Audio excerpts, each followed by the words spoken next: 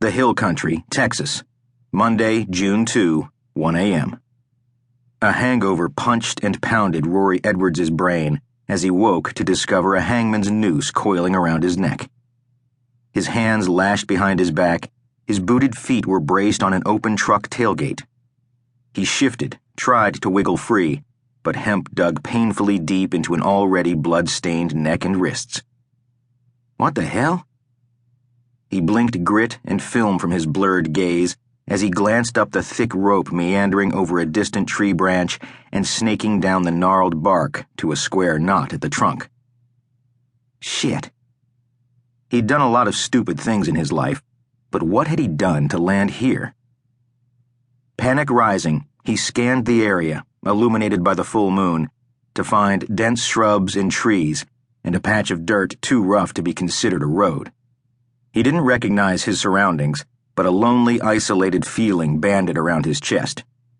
Wherever he was, it was far from another human. Texas had hundreds of thousands of bleak acres where a man could die and never be found. A coyote howled in the distance. Dread kicked and scratched his insides. Shit! He struggled to free his hands, but when they refused to budge, he couldn't silence his fears. Help! He shouted his plea over and over until his throat burned inside and out. No one came. Breathless, he craned his neck, trying to better identify his surroundings, but as he leaned forward, his foothold slipped, and he nearly skidded off the tailgate's edge. Every muscle in his body tensed as he scrambled and threw his weight back until he was on firm footing. He was hyperventilating now, and minutes passed before he calmed enough to think.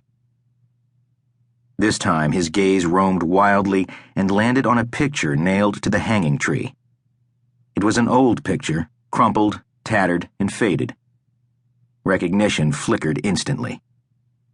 He'd carried the picture in his wallet for 12 years, and he'd cherished it. More nights than he could count, he'd stared at that picture, asking for strength, when life shit-kicked him in the gut. Tears filled his eyes. The aging image captured a grinning teenage Rory, tall, straight, and broad-shouldered. His thick, sun-kissed hair skimmed piercing blue eyes. Tanned skin accentuated a crooked, melting grin. His arm wrapped around the shoulders of a petite, young blonde girl. She was pretty, not overly stunning like Rory, but her smile could be electric. At first glance, Rory's embrace around the girl appeared casual and playful, two young teenagers in love. However, closer inspection exposed a wrinkle of tension creasing Rory's forehead and the pointed edge of desperation behind his gaze. The young Rory held the girl a little too close and a little too anxiously. On that long-ago day, he'd been so worried about himself and his immense burdens. He'd never bothered to look past the girl's forced smiles. Not once had he asked about her feelings. Not once. If he had really noticed her, he'd have seen she hadn't been happy. Yes, she smiled, but her full lips often thinned into a strained line, and her blue eyes reflected the weight of her own demons. She clutched his shirt as if knowing one drowning swimmer couldn't save another.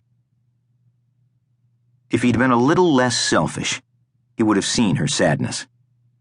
Instead of whispering empty compliments in her ear or kissing her when she needed to talk, he could have soothed her wounds. He could have done so much for her. But he didn't. Twin weights of regret and failure settled on his shoulders as he begged for her help one last time. I'm sorry, Elizabeth.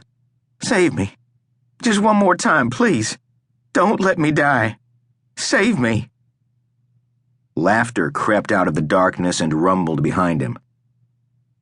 How many times is Elizabeth supposed to save you, Rory? The deep, clear voice made him bristle. Don't you think Elizabeth deserves a break from your incessant whining? Shocked by the voice, Rory twisted his bound hands against the tight rope. Who are you? Silence.